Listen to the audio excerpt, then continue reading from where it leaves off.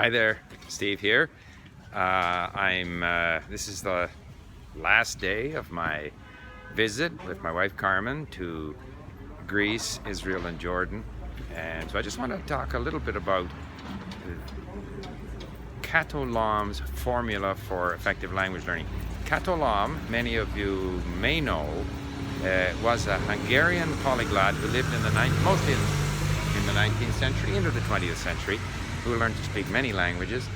Very much a believer she was of input-based learning, but her formula for language learning success was very simple, and it's a formula that I totally agree with, and that is that success in language learning is a function of your interest in terms of it's interesting, or interest in terms of you need it, if you have an interest in learning the language because it might be beneficial to you, any kind of interest, plus the time invested, over or divided by inhibition. That was her formula. I would change it a little bit and I would say it's motivation, including interest, plus time invested, over inhibition and any other frustration, resistance, negativity that you might have or that you might encounter. So on that basis, if I look back at my efforts to learn Hebrew and Greek, because initially I said I would try to learn them both, and what ended up happening was that I encountered more resistance with Hebrew because the writing system was more difficult to learn, not just because it goes from right to left, but because the letters are quite unlike any that I've seen before. The letters can have different values, there are no vowels, it was just more difficult, whereas Greek was easier, and so there was less resistance. So I found myself having more success with Greek. As I had more success, I was more motivated, I put more time into it, so that naturally I did better in Greek. And I ended up spending almost all my time on Greek and very little time on Hebrew. And I think this is an important point when people sometimes say, can we learn two languages at the same time? You know, there are benefits to learning two languages. I think there is an element of variety, of dealing with two different situations that's good for the brain in some sense. But on the other hand, it is a distraction. And so I found that so far as my Hebrew learning was concerned, the Greek was a distraction. So I never really got into the Hebrew. To the extent that I spent time on Hebrew, it was a distraction from my Greek.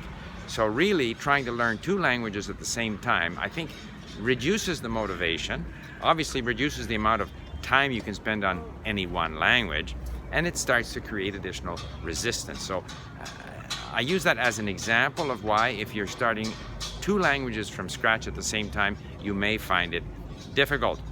However, insofar as motivation is concerned, obviously as I come to Tel Aviv, while most people, not all mind you, but most people are able to answer questions in English, there's so many situations around this town where you need Hebrew. I need to be able to read. Last night I arrived from the south, and I had to park my car overnight. Well, none of the signs were indicating, you know, parking lots, are they open all night, etc. They're all in Hebrew. You know, I went to the first parking lot, and it was an open air parking lot, and I asked the fellow if I can park there overnight. He said, yes, 100 shekels, my friend. I thought to myself, thanks, my friend, but that's a ridiculous price. So then I drove around, finally parked underneath the concert center here, but again, all the explanations are in Hebrew. What does it cost per night? I haven't a clue. But at any rate, I'm here, so I just parked there. And so you need the language to function. And I feel more uncomfortable when I'm in a place where I don't not only speak the language, but where I can't read. So if I come back to Israel, which I would like to do, I'm gonna definitely put that effort, concentrated effort, into learning Hebrew, at least enough to be able to read what's going on before I come here.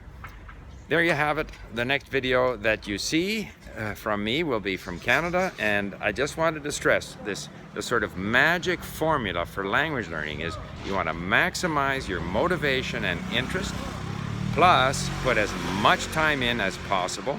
Those two things added up and then divided by any inhibitions, resistance, frustrations, negative feelings that you may have towards learning, towards using the language, towards the language itself. That's the formula. So think of that when you decide on your language learning strategy. Thank you, and next time we'll be from Canada. Bye for now.